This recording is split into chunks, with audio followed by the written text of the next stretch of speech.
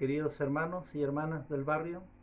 Es un gusto, un privilegio para mí nuevamente estar aquí dando la clase, compartiéndola con ustedes y agradecerle a ustedes por poder verla. Hoy vamos a estudiar, analizar algunos conceptos y enseñanzas de Alma 39 al 42, que son precisamente las enseñanzas de Alma a su hijo, Coriantón. Como una introducción, Alma enseñó a sus tres hijos doctrinas y consejos. En Alma 36 al 37 contiene su encargo a Elamán, en 38 a Chiblón y 39 al 42 a Coriantón. Alma durante un tiempo había rechazado el consejo de su padre. Acuérdense que cuando Alma era joven, ¿no es cierto?, con los hijos del rey Mosía, eh, fue bastante rebelde hasta que se le apareció un ángel y él cambia y se arrepiente. Él también había sido culpable de pecados muy graves, de ser una piedra de tropiezo para los miembros de la iglesia en su tiempo. Quería evitar a sus hijos que cometieran los mismos errores que había cometido él.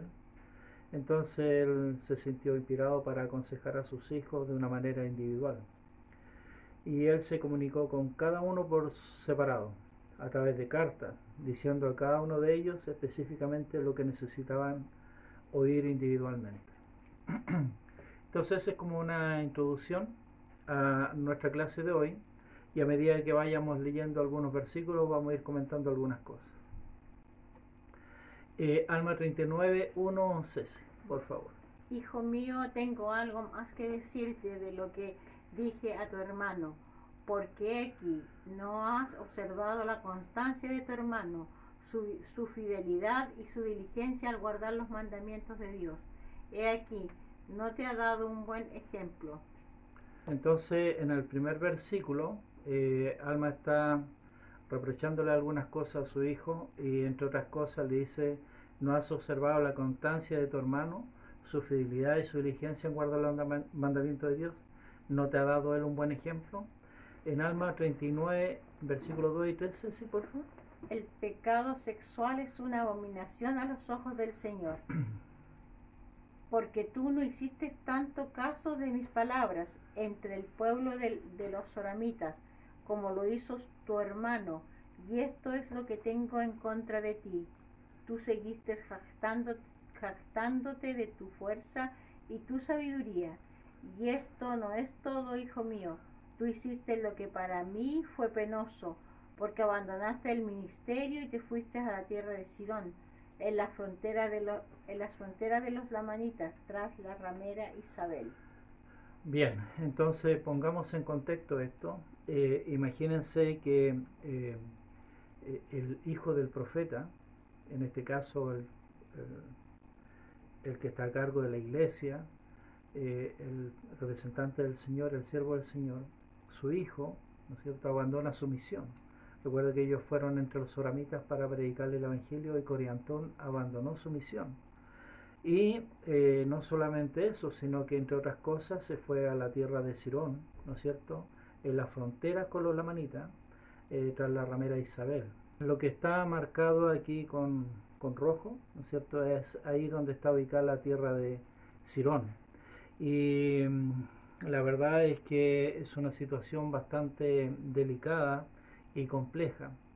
En primer lugar, porque los soramitas, al ver este ejemplo que había dado el hijo del siervo del Señor, de abandonar su misión, eso también influyó en ellos. Eh, y no solamente se abandonó para regresarse a su casa o algún otro lugar, sino en pos de una ramera. Y todas estas cosas, por supuesto, deben haber afectado mucho a Alma. Eh, Ahora, pongámonos nosotros un poco en la situación de Alma, como padres. Si alguno de nuestros hijos o nuestras hijas hace algo que realmente es tan delicado que afecta mucho su vida, ¿cuál sería nuestra reacción? A lo mejor nuestra reacción inmediata podría ser de crítica o de reproche, eh, de palabras duras o amargas con nuestro hijo o nuestra hija. Pero es interesante porque en lo que vamos a analizar de estos versículos, Alma usa solamente como 5 o 6 versículos para reprocharle o de alguna manera eh, indicarle a su hijo lo que estaba haciendo mal, y el resto de los versículos de los 3 capítulos usó para ministrar a su hijo. En el versículo 39, el versículo 4, vamos a seguir leyendo. Dice, sí, ella se conquistó el corazón de muchos, pero no era excusa para ti, hijo mío. Tú debiste haber atendido al ministerio que se te confió. Bien, una de las cosas que Alma le dice a su hijo, ¿no es cierto?, es que no porque otras personas hagan cosas malas es una excusa para que tú lo hagas. No para que si otros están no viviendo de acuerdo con la norma del Señor, es una razón para que tú también lo hagas. Tú debiste haber atendido al ministerio que se te confió. Es decir, que debemos enseñar a nuestros hijos que no estén tan preocupados de lo que otros estén haciendo, sino de los compromisos que ellos están tratando de llevar a cabo, de los que han adquirido. Y en el versículo 5 le enseña lo siguiente. ¿No sabes tú, hijo mío, que estas cosas son una abominación a los ojos del Señor? Sí, más abominable que todos los pecados, salvo el derramar sangre inocente o el negar al Espíritu Santo. Bien, la verdad que podríamos hablar muchas cosas con relación a la ley de castidad,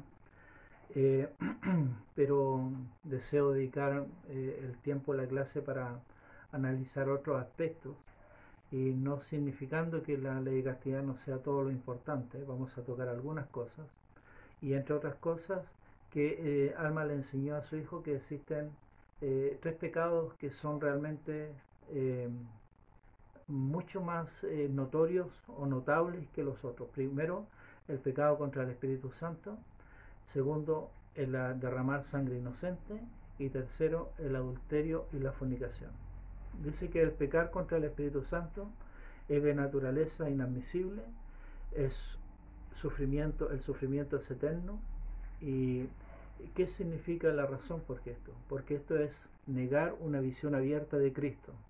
Es decir, normalmente los miembros de la iglesia no vamos a cometer este tipo de pecado, porque el tipo de conocimiento está a otro nivel, conocimiento espiritual de ministración, es ya cuando la persona tiene un absoluto conocimiento y todas las cosas le han sido reveladas, y aún así él niega ese testimonio.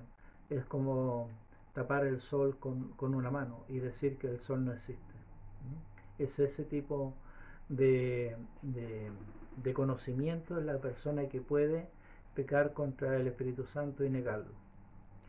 El asesinato, ¿no es cierto?, es un pecado imperdonable, en el sentido de que la expiación no va a poder cubrir ese pecado, sino que la persona va a tener que sufrir por sí misma todo el sufrimiento que involucra el haber hecho eso.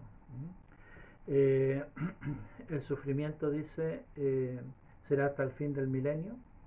Recuerden que van a haber 2 grandes y universales resurrecciones, una que es la resurrección de los justos, que es al principio del milenio, y la última, que es al final del milenio, que es la resurrección de los inicuos. Y las personas que cometen ese tipo de pecado van a tener que sufrir durante todo ese tiempo por haber hecho eso. Sin embargo, no dice que no va a ser en algún momento perdonado, sino que va a tener que sufrir todo lo que tenga que sufrir. Y una vez tomada la vida no puede restaurarse, por esa la gravedad del pecado. Y el tercero, que tiene que ver con adulterio y fornicación y con todo lo que tiene que ver con esto, la ley de castidad, es el más grave de todos los pecados perdonables. Solo la persona tiene la oportunidad de arrepentirse y no tener que sufrir por sí mismo esto, sino que gracias a la expiación de Jesucristo, si la persona se arrepiente, no tendrá que sufrir por eso. ¿Por qué es tan serio este pecado? Porque una vez que la virtud es tomada, es imposible de poder restituirla. Entonces eso le enseñaba su Alma a su hijo. Y percibiendo que su hijo tenía varias preguntas relativas a la resurrección, entre otras cosas, entonces él comienza a enseñarle con relación a la resurrección. Sin embargo, igual vamos a hacer un pequeño resumen de los consejos que le dio Alma a su hijo y que también nos pueden servir a nosotros. Cecilia, el versículo 9. Ya. No ir más tras las concupiscencias de tus ojos. Sí, voy a ir explicando cada uno. Las concupiscencias de tus ojos son todas aquellas cosas, ¿no es cierto?, los deseos carnales alrededor de tus ojos. Y esto incluye, entre otras cosas, por supuesto, ¿no es cierto?, la pornografía. Y evitar todo ese tipo de cosas. El versículo 10. Consulta a tus hermanos mayores. Claro, tus hermanos mayores en este caso pueden ser hermanos carnales, tus padres, las autoridades, aquellas personas a las cuales tú puedes recurrir por consejo, especialmente, ¿no es cierto?, a tus líderes, a tu obispo, que siempre van a estar allí para poder aconsejarte. El 11. El 11 dice, al observar ellos tu conducta no quisieron creer en mis palabras. Sí, el versículo 11 una explicación, tiene dos consejos, ¿no es cierto? Uno de ellos dice, al observar ellos tu conducta no quisieron creer en mis palabras, en el sentido de que necesitamos ser un buen ejemplo para los demás, para que haya una consistencia entre lo que enseñamos y lo que hacemos. Y también la otra parte del versículo 11 dice, no te dejes llevar por ninguna cosa vana ni insensata. Es decir, muchas cosas que de repente pueden atraernos, que realmente no tienen ninguna mayor utilidad, pero que sí nos pueden llevar a acercarnos, digamos, a algo que no sería estar en el ambiente que el Señor desea para nosotros. Por ejemplo, en este tiempo a lo mejor podría ser estar en un ambiente, ¿no es cierto?, donde hayan personas que no estén viviendo todos los mandamientos de Dios y que te puedan incitar de alguna manera, ¿no es cierto?, a transgredir esta ley. El versículo 13. Que te vuelvas al Señor con toda tu mente, poder y fuerza. Significa tener un cambio 100% en tu vida, de que ya puedas totalmente volcarte al Señor, con toda tu fuerza, con todo el poder, con toda tu energía y también especialmente con toda tu mente, dejando atrás aquellas cosas de las cuales es necesario que la persona se arrepienta. El 13 también. Reconoce tu falta y la maldad que has cometido. La importancia de confesar, la importancia del arrepentimiento, de un arrepentimiento que sea sincero, porque parte del arrepentimiento es confesar la falta, ¿no es cierto?, que hayas cometido. Eso es indicio de tu grado de arrepentimiento. El 14. No busques las riquezas ni las vanidades de este mundo, porque aquí no las puedes llevar contigo. Y finalmente, ¿no es cierto?, que no buscara este tipo de cosas, sino que se concentrara en aquellas que realmente eran de valor. ¿Por qué le dio estos consejos? Porque si podemos seguir un poquito más atrás, al versículo 2 y 3, dice que una de las cosas que tenía Coriantón que necesitaba mejorar, y dice, tú no hiciste caso de mis palabras. Es decir, Coriantón tenía orgullo y no quería hacer caso a lo que su padre le había dicho, ¿no es cierto? Y también tú seguiste captando de tu fuerza y tu sabiduría.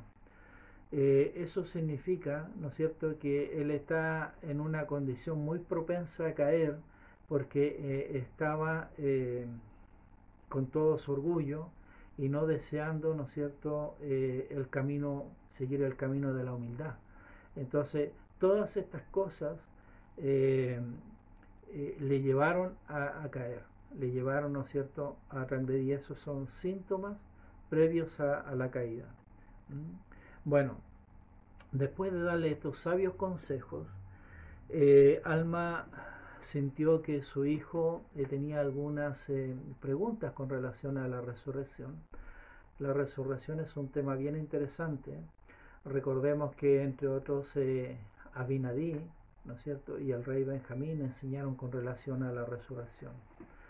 Sin embargo, entre los nefitas habían empezado a surgir varias doctrinas falsas con relación a este tema.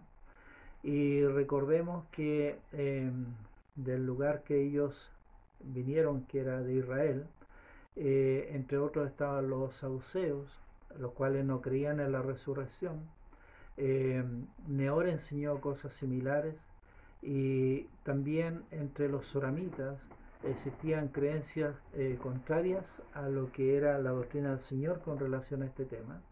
Por lo tanto, de alguna manera, todas estas cosas influyeron en la mente del joven Coriantón, y tal vez esto mismo hizo que, al no tener clara la doctrina ni un testimonio de ella, fuese más propenso a tener esta caída como él tuvo. Entonces, ¿qué hizo Alma? ¿O qué hacemos como padre cuando vemos que nuestros hijos no están teniendo la conducta que nosotros nos gustaría que tuvieran, el comportamiento, o no están haciendo aquellas cosas que nos gustaría que hicieran con su vida? Alma le ministró y le enseñó.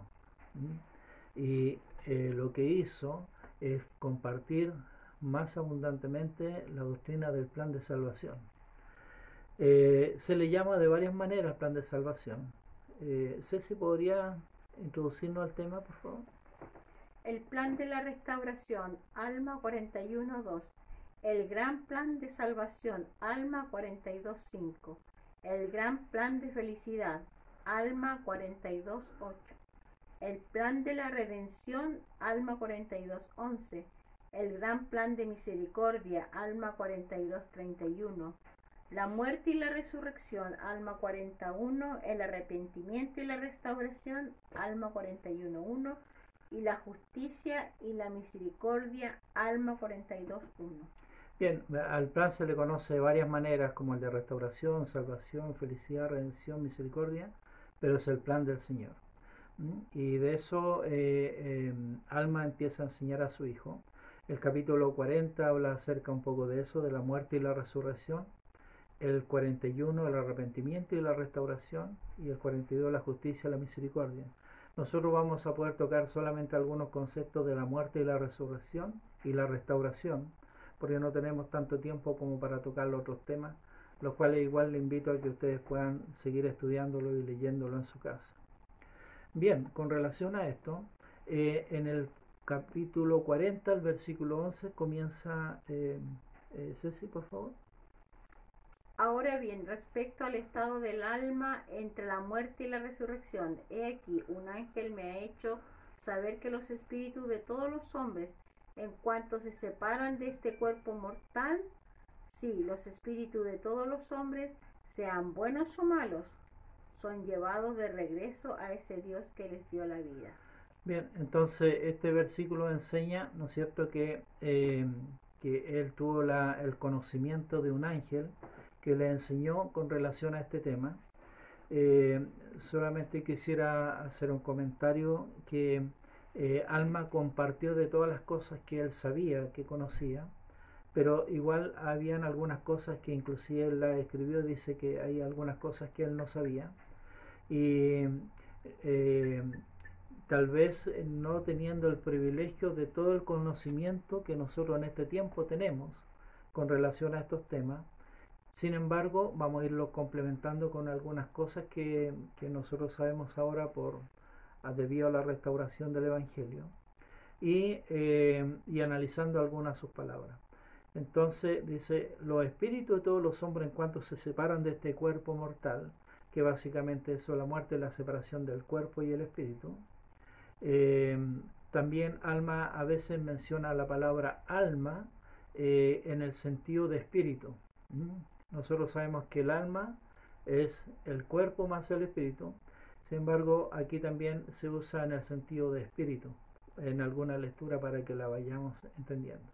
Dice que son llevados de regreso hacia Dios que le dio la vida. Pero eso no necesariamente significa que cuando nosotros morimos somos llevados de regreso a la presencia de Dios, sino que más que nada es una expresión. Es como, por ejemplo, cuando los misioneros han estado sirviendo en otro país y vienen llegando, ¿no es cierto?, a Chile y uno podría expresar y decir, estoy de nuevo en mi casa, en ese sentido, ¿ya? No en el sentido de regresar inmediatamente a la presencia de Dios, porque ellos están antes que eso en el mundo de los espíritus. El presidente Joseph Fiedler me enseñó lo siguiente. Cecilia. Esas palabras de alma, como yo las entiendo, no tienen la intención de transmitir la idea de que todos los espíritus regresan a la presencia de Dios para vivir en un lugar de paz o en lugar de castigo antes de que reciban su sentencia individual. Llevados de regreso a Dios simplemente significa que su existencia mortal ha llegado a su fin y que han vuelto al mundo de los espíritus, donde se les asigna un lugar de acuerdo a sus obras con los justos o injustos para esperar la resurrección. Regresar a Dios es una frase que haya su equivalente en otras condiciones bien conocidas. Por ejemplo, el elder que regresa de su misión en el extranjero, cuando termina y regresa a los Estados Unidos, puede decir, es maravilloso estar de vuelta a casa. Sin embargo, su origen puede estar en Utah o Idaho o en alguna otra parte del oeste. Claro, es como cuando, por ejemplo, Gerald, Camilo o Carlito o Carlita después, ¿no es cierto?, cuando estén llegando al aeropuerto a Temuco y estén diciendo, estoy nuevamente en casa, he regresado. En ese sentido se entiende la expresión de regreso a Dios. Bueno, vamos a hablar un poco acerca del mundo espiritual y vamos a comenzar con el versículo 21 y después el 14. Mas si esto sucederá al tiempo de la resurrección de él o después, no lo digo, pero esto sí digo, que hay un intervalo entre la muerte y la resurrección del cuerpo, y un estado del alma en felicidad o en miseria, hasta el tiempo que Dios ha señalado para que se levanten los muertos y sean reunidos el alma y el cuerpo y llevados a comparecer ante Dios y ser juzgados según sus obras. Bien, entonces cuando todos nosotros morimos, nuestro espíritu, ¿no es cierto?, llega al mundo de los espíritus, y podría decirse que este es como un prejuicio, no prejuicio de prejuzgar, sino de un juicio previo de las personas, porque algunas van a ir al paraíso y otras van a ir a la prisión espiritual. Pero sin embargo también es más profundo que eso, porque muchas personas que sean buenas, que no tuvieron la oportunidad de escuchar el Evangelio, también van a estar en la prisión espiritual. Esto significa básicamente, ¿no es cierto?, que es un lugar de preparación y es un lugar en el cual se puede mejorar. Sí, es un lugar que se puede mejorar. Las personas en el mundo de los espíritus siguen manteniendo su libre albedrío, su libertad para escoger, y muchos de ellos también van a comenzar un proceso de arrepentimiento, proceso que no se produjo a veces aquí en la tierra y que perfectamente se puede llevar a cabo en el mundo de los espíritus. Y por lo tanto, por eso nosotros hacemos la obra por los muertos, por todas las personas, porque no sabemos al fin y al cabo quiénes la van a aceptar, quiénes van a estar preparados para poder recibirla o no.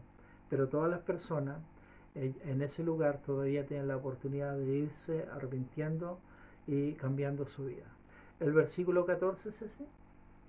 Ya. Así que este es el estado de las almas de los malvados, sí, en tinieblas y en un estado de terrible y espantosa espera de la ardiente indignación de la ira de Dios sobre ellos, y así permanecen en este estado como los justos en el paraíso hasta el tiempo de su resurrección. Bien, ya he mencionado que en el mundo de los espíritus, en la prisión espiritual, así como en esta tierra, pensemos nosotros que existen personas que son muy inicuas y que nosotros también vivimos en el mismo lugar, pero no estamos asociados con ellos. Eh, de esa misma forma va a ser en la prisión espiritual. Bien, vamos a seguir entonces con lo que enseñó el profeta José Smith. El profeta José Smith dijo: se ha dicho mucho acerca de las palabras que Jesús, estando en la cruz, dijo al ladrón: hoy estarás conmigo en el paraíso. Los traductores del rey Santiago son los que usaron la palabra paraíso, pero ¿qué es el paraíso? Es una palabra moderna que no corresponde en absoluto a la palabra original de la cual hizo uso Jesús. No hay nada en la palabra original en griego de la cual fue tomada que signifique paraíso, sino que era: hoy estarás conmigo en el mundo de los espíritus. Claro, y eso por supuesto le da un contexto totalmente diferente a lo que enseñó Jesucristo al ladrón que estaba al lado de él, porque la sofistería de los hombres muchas veces enseñan que las personas, aunque hayan sido muy inicuas, en el momento de que están muriendo, si se arrepienten, van a estar en el paraíso, debido a malinterpretar esta enseñanza. Sin embargo, ¿dónde fue este ladrón? Al mundo de los espíritus, a la prisión espiritual, para que allí se le pudiera también enseñar el Evangelio.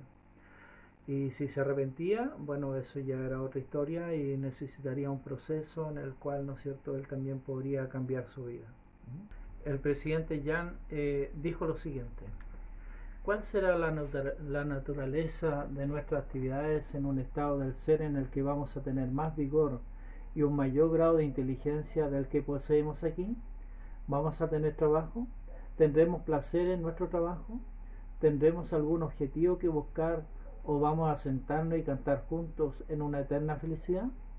Me gustaría decirle a ustedes, mis amigos y hermanos, que si pudiéramos ver las cosas como son y como las vamos a ver y entender, esa sombra oscura y el valle de la vida mortal es tan insignificante que vamos a dar la vuelta y mirar hacia ella y pensar, cuando la hayamos cruzado, pensaremos porque esta es la ventaja más grande de toda mi existencia, porque he pasado de un estado de tristeza, pena, luto, dolor, miseria, dolor, angustia y decepción a un estado de existencia donde puedo disfrutar de la vida al máximo, en tanto que mi espíritu se ha liberado de mi cuerpo. No tengo más sed, no quiero más dormir, no más hambre, no me canso más, corro, camino, trabajo, voy y lo hago todo lo que se requiere de mí.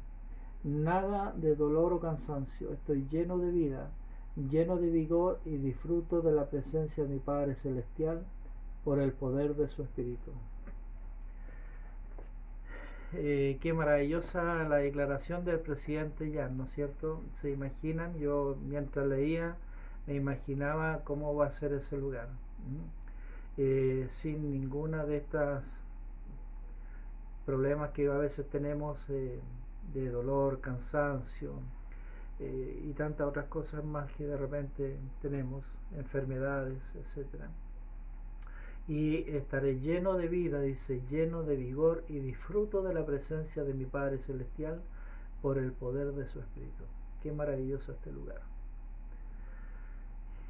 Bien, Alma 40:13, ahora vamos a hablar un poco acerca de la prisión espiritual.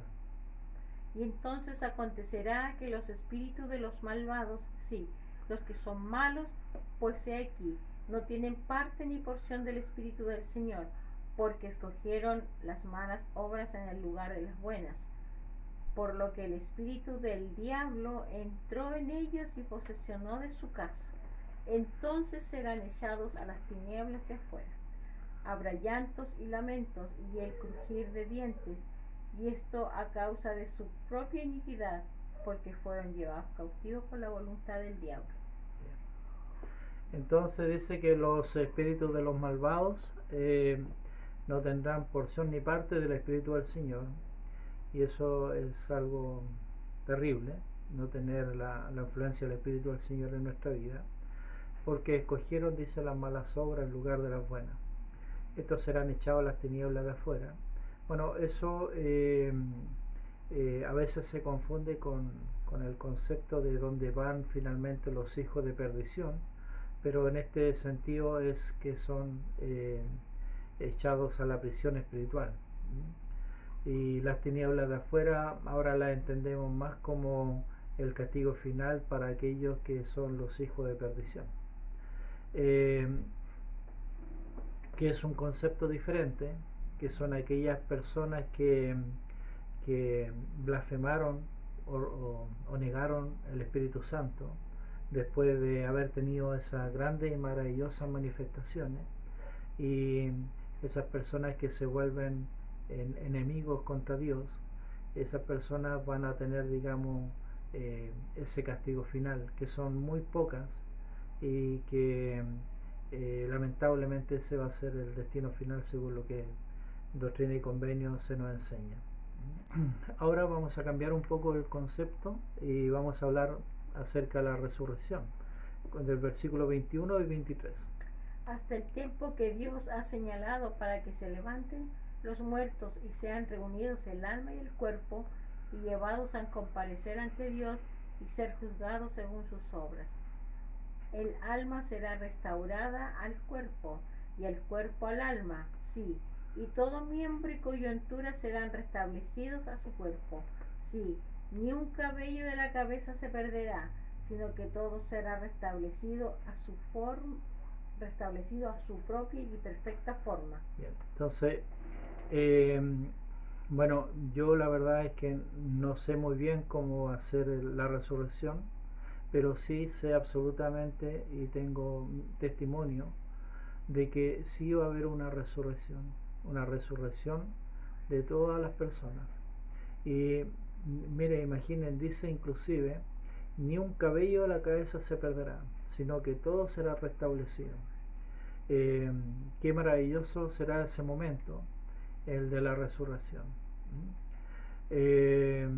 Vamos a seguir hablando sobre esto, pero primero quiero compartir un pequeño video con ustedes, y espero que les guste.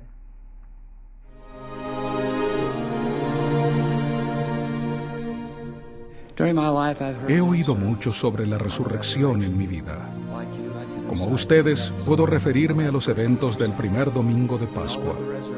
Sabemos lo que es la resurrección, la unión del espíritu y el cuerpo en su forma perfecta, por lo que ya no moriremos más. ¿Se imaginan? La vida en su plenitud, sin enfermedad, sin dolor, sin las cargas que tan a menudo nos acosan en la tierra. Pienso en la oscuridad de aquel terrible viernes en que crucificaron a Cristo. En ese terrible viernes, la tierra tembló y se oscureció. Azotaron tormentas aterradoras. María Magdalena y María, la madre de Jesús, estaban abrumadas por el dolor y la desesperación. El hombre al que habían amado y honrado colgaba sin vida en la cruz. De todos los días de la historia del mundo, aquel viernes fue el más tenebroso. Pero el pesar de aquel día no perduró, ya que el domingo el Señor resucitado rompió los lazos de la muerte, salió de la tumba y apareció glorioso como el Salvador de toda la humanidad. Y con ese acto sublime, alivió el pesar devastador que atormenta el alma de los que han perdido a sus seres queridos. Cada uno de nosotros tendrá su viernes, un día en el que el universo parece destrozado y nuestro mundo hecho trizas. Todos enfrentaremos momentos de desesperación, cuando parecerá que no nos recuperaremos. Todos tendremos nuestros viernes. Pero les testifico en el nombre de aquel que conquistó la muerte, el domingo llegará. Que entendamos y apreciemos los invalorables dones que recibimos como hijos e hijas de un amoroso Padre Celestial, y la promesa de ese día glorioso en que nos levantaremos triunfantes de la tumba. No importa cuán tenebroso sea nuestro viernes, el domingo llegará.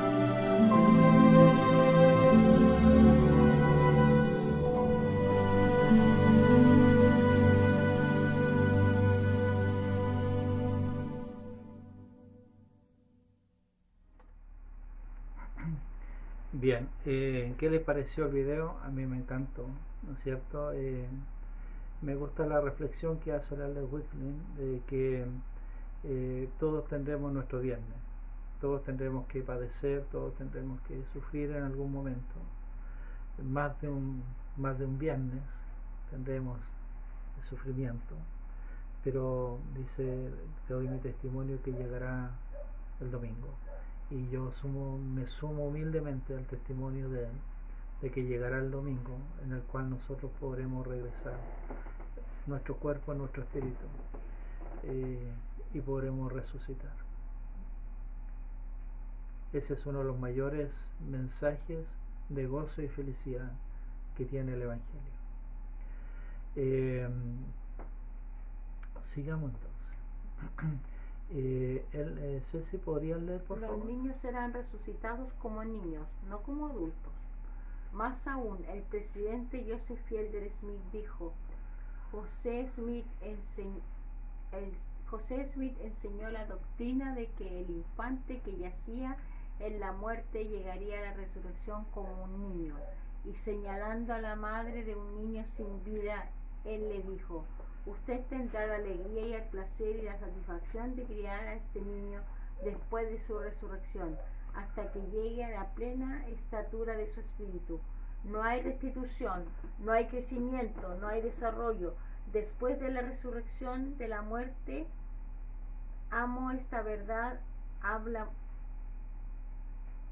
mucho de la felicidad, de alegría y gratitud de mi alma, gracias al Señor que Él nos ha revelado estos principios. Sí, estas son bendiciones de tener el Evangelio restaurado en este tiempo, estos conocimientos de estas preciosas verdades, como el consuelo que podrán tener muchas madres, y incluyo también a los padres, de poder criar a sus hijos que fueron por diversas razones muertos cuando eran todavía pequeños. Ahora vamos a cambiar, para finalmente ir terminando la clase hoy día, a la enseñanza de la restauración. ¿Y qué es la enseñanza o la doctrina de la restauración? Vamos a comenzar con el versículo 2. Te digo, hijo mío, que el plan de la restauración es indispensable, la justicia de Dios, porque es necesario que todas las cosas sean restablecidas a su propio orden. He aquí, es preciso y justo, según el poder de la resurrección de Cristo, que el alma del hombre sea restituida a su cuerpo, y que al cuerpo le sean restauradas todas sus partes. Bien, entonces la restauración, ¿no es cierto?, por lo menos aquí nos enseña dos cosas importantes, que con relación a la resurrección, el alma del hombre sea restituida a su cuerpo, y que al cuerpo le sean restauradas todas sus partes. Y también que es necesario que todas las cosas sean restablecidas a su propio orden. Es decir, ¿no es cierto?, si yo tenía cierta estatura, ciertas características, ¿no es cierto?, todo lo que tiene que ver con mi apariencia, mi genética y todo lo demás sea restablecido, digamos, de acuerdo a su propio orden. Si era moreno, ¿no es cierto?, voy a seguir moreno. Y sin embargo, también va a haber un proceso de purificación en eso. Y vamos a ver un poco lo que dijo Elder McConkie.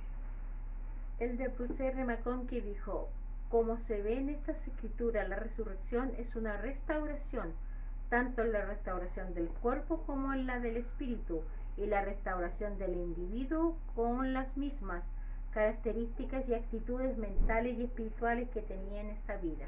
Entonces, eso es importante, con las mismas características y actitudes mentales y espirituales que tenía en esta vida. Por lo tanto, cada uno va a ser reconocible. Cada uno de nosotros va a reconocer a las demás personas, a sus amigos, a sus familiares, a sus seres queridos, al momento de la resurrección. El versículo 3. Dice, y es indispensable la justicia de Dios que los hombres sean juzgados según sus obras, y si sus hechos fueron buenos en esta vida y buenos los deseos de sus corazones, que también sean ellos restituidos a lo que es bueno en el postrer día. Bien, con relación a este versículo, ¿no es cierto?, es absolutamente necesario, en lo que se refiere a la justicia de Dios, que los hombres sean juzgados por dos cosas. Uno, según sus obras, si fueron buenas o si fueron malas, y también según los deseos de su corazón, y que ellos sean restituidos a lo que es bueno en el postrer día de acuerdo con sus obras y los deseos de su corazón. 4 y 6. Y si sus obras son malas, les serán restituidas para mal. Si se ha arrepentido de sus pecados y ha deseado la rectitud hasta el fin de sus días, de igual manera será recompensado en rectitud. Entonces el versículo 6 nuevamente nos vuelve a reafirmar lo que estábamos comentando antes. Si nos hemos arrepentido y hemos deseado la rectitud en nuestra vida, de igual manera se nos recompensará en rectitud.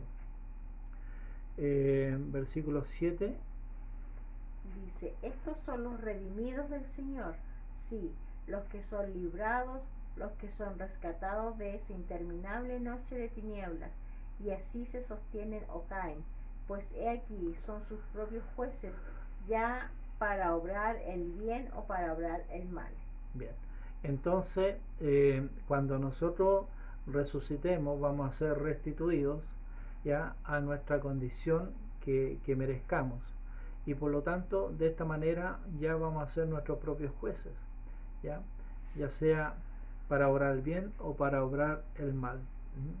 Y el versículo 4, todas las cosas serán restablecidas a su propio orden, todo a su forma natural, levantado a una felicidad sin fin para heredar el reino de Dios, o a una miseria interminable para heredar el reino del diablo, uno por una parte y otro por la otra. Claro. Entonces estos versículos que nos hablan acerca de que al fin y al cabo es como la ley de la cosecha. Si nosotros sembramos papa, obviamente lo que vamos a hacer, vamos a cosechar papas. Esto también tiene que ver con la restauración. No podemos ser restaurados a una forma o a una condición espiritual que no tenemos. Vamos a ser restaurados a lo que nosotros fuimos aquí en la tierra. 10 y 11. No vayas a suponer que serás restaurado del pecado a la felicidad. He aquí, te digo que la maldad nunca fue felicidad.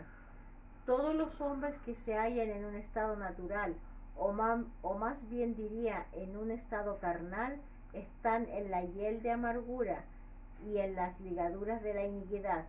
Se hallan en un estado que es contrario a la naturaleza de la felicidad. Claro, de esto es lo que estábamos hablando, estaba hablando un momento, en que no vaya a suponer que será restaurado, dice, del pecado a la felicidad. Es decir, si yo era pecador y morí como una persona pecadora, no voy a levantarme después como un ser celestial. Todo es restaurado a su condición previa. Y dice, y después dice, todos los hombres que se hallan en estado natural o carnal, ¿no es cierto?, dice, están en la hiel de la amargura y en la ligadura de la iniquidad, se hallan en un estado que es contrario a la naturaleza de la felicidad. Por lo tanto, ¿no es cierto?, no, una persona que está en esa condición no puede pretender tener felicidad en su vida. Podrá tener alegrías pasajeras, podrá tener diversión, pero felicidad en el sentido como la entrega al Señor no puede esperarla, y tampoco puede esperarla después cuando resucite, porque no hizo las cosas necesarias en esta tierra para levantarse en esa condición espiritual después. 12 y 13. He aquí, significa la palabra restauración tomar una cosa de un estado natural y colocarla en un estado innatural, o sea, ponerla en una condición que se opone a su naturaleza. Oh, hijo mío, tal no es el caso, sino que el significado de la palabra restauración es volver de nuevo mal por mal, o carnal por carnal, o diabólico por diabólico, bueno por lo que es bueno, recto por lo que es recto, justo por lo que es justo, misericordioso por lo que es misericordioso. Bien, entonces eso es lo que enseña la doctrina de la restauración, ¿no es cierto? No se puede poner algo en una condición que se opone a su naturaleza, ¿ya? Si la persona murió en un estado carnal, va a resucitar en un estado carnal. Si la persona murió tratando de guardar los mandamientos en esa misma condición, va a resucitar. Lo recto por lo que es recto, justo por lo que es justo, misericordioso por lo que es misericordioso. A veces las personas, he escuchado que dicen, no, después allá todos vamos a ser, todos a perdonar, todos vamos a ser hijos fieles de Dios, pero no es así. O sea, es ahora, este es el estado de probación. Este es el momento en que necesitamos arrepentirnos. Este es el momento en que necesitamos alcanzar un cierto estado para que cuando nos volvamos cuando vamos y resucitemos, sea en la misma condición en la que quedó aquí en la tierra, nuestra condición espiritual. El profeta José me enseñó lo siguiente: en la obediencia hay gozo y paz sin mancha, pura tal como Dios ha diseñado nuestra felicidad. Él nunca instituirá ordenanza o dará mandamiento alguno a su pueblo que no sea para promover esa felicidad que Él ha diseñado y que no vaya a terminar en la mayor cantidad de bien y gloria para los que se convierten en receptores de su ley y ordenanza. Al final, la cosecha natural de lo que hemos hecho de nosotros mismos. Bien, entonces con eso el profeta Alma estaba tratando de enseñar a su hijo que necesitaba él entender no solamente bien y clara la doctrina de la resurrección, sino también en la condición en la cual la persona después iba a estar. Versículos 14 y 15. Por tanto, hijo mío, procura ser misericordioso con tus hermanos, trata con justicia, juzga con rectitud y haz lo bueno sin cesar. La misericordia te será restablecida de nuevo, la justicia te será restaurada otra vez, se te restituirá un justo juicio nuevamente y se te recompensará de nuevo por lo bueno. Yo distinguí con colores para poder ir viendo un poco más claro. Dice: procura ser misericordioso con tus hermanos para que la misericordia te sea restablecida de nuevo. Trata con justicia, juzga con rectitud.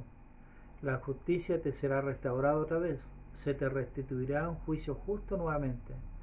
Y haz lo bueno sin cesar y se te recompensará de nuevo con lo bueno. Entonces, interesante y importante, hermano, la manera en cómo tratamos a los demás, porque de esa misma manera, ¿no es cierto?, vamos a ser nosotros tratados por la doctrina o la ley de la restauración de todas las cosas. Como juzgamos, así vamos a ser juzgados. Como si somos bondadosos, también se va a ser bondadoso con nosotros. El versículo 15 dice: porque lo que de ti salga volverá otra vez a ti y te será restituido. Por tanto, la palabra restauración condena al pecador más plenamente y en nada lo justifica. Claro, entonces ahí se entiende un poco más por qué nosotros vamos a ser nuestros propios jueces, como decía la escritura que habíamos leído anteriormente, porque la ley de la restauración nos va a entregar la condición en la cual nosotros fuimos, y eso inmediatamente nos va a colocar en cierta condición ante Dios. Inclusive antes de estar en nuestro juicio, ya por esta misma ley de restauración nosotros ya vamos a estar en cierta condición. Entonces, lo que de ti salga volverá otra vez a ti. Eso es lo que enseña esta ley. Bien, queridos hermanos, y así estamos dando término a la clase del día de hoy. Cosas interesantes solamente para resumir, para ir terminando. Evitemos las sidones de nuestra vida. Evitemos aquellos lugares que pueden llevarnos de la tentación al pecado, y aprendamos el modelo que estableció Alma con su hijo de no tener un reproche constante con Él, sino la manera de velar para que Él pueda ser ministrado, para que Él pueda ser fortalecido. Se nos ha dicho que en la medida en que nosotros entendamos la doctrina, vamos a poder ir cambiando nuestro comportamiento y nuestra forma de vivir el Evangelio. Como padres, creo que ese es el modelo establecido por el Señor, que debemos procurar enseñarle la doctrina a nuestros hijos. Y finalmente, también es importante rescatar el hecho de que aunque todas las personas van a resucitar, los buenos y los malos, pero cada uno va a ser restaurado de acuerdo a la manera en cómo esta persona vivió el Evangelio o no lo vivió. Y esto debe darnos aún más impulso para tratar de vivir mejor el Evangelio, de perdonar a nuestros hermanos y de poder tener amor y una buena disposición para todas las personas, para no juzgar con juicio duro o crítico a los demás, y también para que de esta manera se nos pueda restituir de similar manera después. Queridos hermanos, doy mi testimonio sobre las enseñanzas que hoy día hemos compartido. Doy mi testimonio que Cristo vive y que Él es la razón por la cual nosotros tenemos esperanza en la resurrección, la razón por la cual nosotros podemos tener la esperanza de volver a la presencia del Padre Celestial, y que todas estas cosas puedan igual ayudarnos a seguir estudiando las Escrituras, animarle a que sigamos meditando las Escrituras, que es parte del proceso para obtener nuestra propia revelación personal en nuestra vida. Comparto mi testimonio, mi amor y cariño por todos ustedes, en el nombre de Jesucristo. Amén.